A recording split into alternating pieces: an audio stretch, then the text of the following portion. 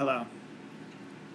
This video is divided into different chapters, and so if you'd like to move forward to the different aspects of the video, then click in the link below for subjects such as construction elements, performance elements, progression through the space, dimension, so on, things like that. For starters, let's talk about what we're looking at right here. This is a section or a cutout of the second floor of the building at Paris Gibson Square. This door here is pretty much as you see it.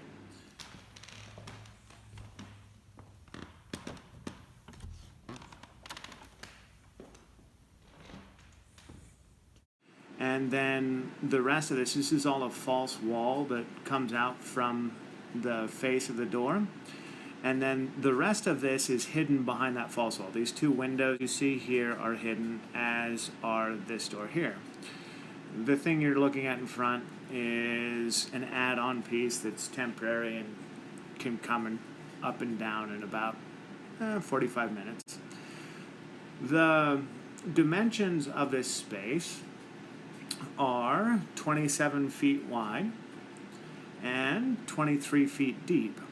This is the original assembly space from when the building was built in 1895, 1896 it was open. This is where assemblies were held, which is why it's got that unique architecture involving the two high windows. Those windows are approximately 7 feet high at the bottom edge, which means that risers like these can be installed at a rise of 8 1/4 inches on the first rise and 7 1/2 inches on each subsequent rise. At 3 feet deep, they provide enough space to where seating can be put in on each level. What you see there are chair rails. So if the seating is temporary, the chair rail will prevent the chair from being moved or shifted about out of line. The first riser, really simply built, is a platform that's 19 1/2 feet wide, 3 feet deep, with 2x8s, 24 inches on center, and 3/4 inch sheathing over top. And then the next platform is placed on edge on the top of the first platform, so that you have it's framed in there. And then to support that, more 2x8s here. The next platform would be supported by a pony wall, 2x4 pony wall that would span the distance and have supports every 24 inches as well. The same is true. The final platform would reach a height of 30 3/4 inches. The last wall that would abut to the back wall of the theater would also be a pony wall, and that platform would sit on top of that. And they would all be fastened together. You can see here on either side of the risers a wall that's 8 foot tall. That's simply a finished wall, 2x4 construction, sheetrock on either side. The gallery owner who rented the space before built those walls to section off a studio space from his gallery. Those walls exist because when people sit there and actors enter from either entryway, the actors cannot be seen, and the person has basically a view which is very similar to what you experience in a movie theater. Instead of having entrances from beyond, the entrances actually take place from much closer to the audience. What we then have is, in a case like this, and these seats shown here are 22 inches wide, which is the same dimension as the theater seats we purchased and used for shows like The Man Who Shot Liberty Valance and Eurydice. With two walls in place, risers and seats, and access to those windows for technicians, and this door for other entrances, for entrances by other actors, It can be used either completely open. Meetings and presentations can also be readily done in this space with a simple drop-down screen and projector. Improvisational troops can work in this space extremely well. Anything that doesn't require a backdrop, most straight plays are done with a backdrop and with other entrances.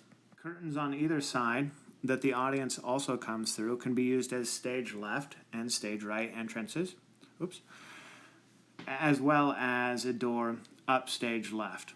Double doors upstage. So this is a 4-entrance theater performance space or a 2-entrance performance space. It can work in either way.